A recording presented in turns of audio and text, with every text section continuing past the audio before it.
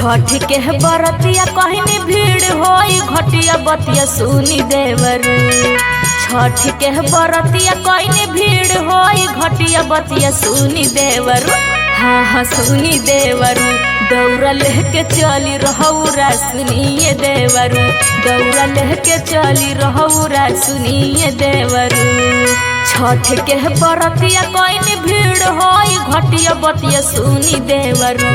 हाँ हाँ सुनी देवरू। दौरा लेके चली रहौरा सुनिए देवरू। दौरा लेके चली रहौरा सुनिए देवरू।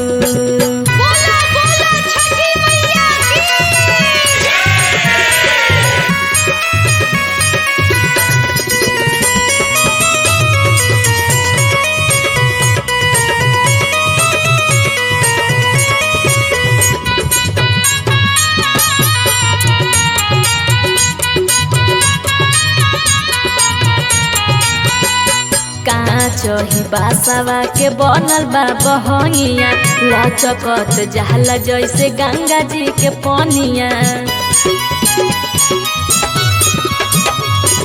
काचही बासवा के बनल बा बहंगिया लचकत जहला जैसे गंगा जी के पनिया। पेन्ही के पियरिया कहल बानी तो अरिया बतिया सुनी देवरू। पेन्ही के पियरिया कहल बानी तो अरिया बतिया सुनी देवरू। हाँ हाँ सुनी देवरू। दौरा लेके चली रहौरा सुनिए देवरू।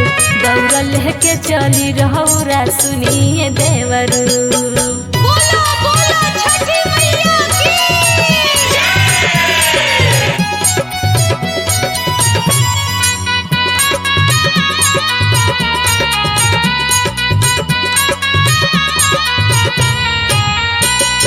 पाँच पकवान बानी हमहू बनवले पानवा सुपारी बानी सुपेली मंगवले। पाँच पकवान बानी हमहू बनवले पानवा सुपारी बानी सुपेली मंगवले। राम अवतार लिह सुनी दया रघिया बतिया सुनी देवरू। राम अवतार लिह सुनी दया रघिया बतिया सुनी देवरू।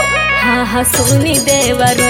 दौरा लेके चली रहौरा सुनिए देवरू। दौरा लेके चली रहौरा सुनिए देवरू।